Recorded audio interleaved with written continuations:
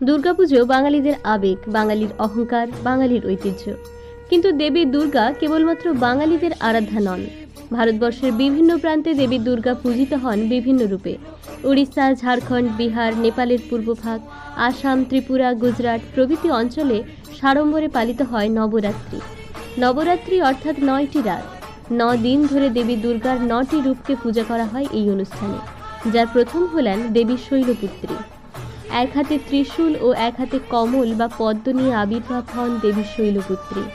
দক্ষকন্যা সতী দক্ষের যজ্ঞের অগ্নিকুণ্ডে প্রাণ ত্যাগ করার পর তিনি পুনর্বার জন্ম নেন হিমালয় রাজের গৃহে। হিমালয় রাজ হিমবান ও মাতা মেনাবতীর কন্যা হলেন শৈলপুত্রী। সংস্কৃত শৈল কথার অর্থ পর্বত। মা শৈলবতী হলেন পর্বতকন্যা।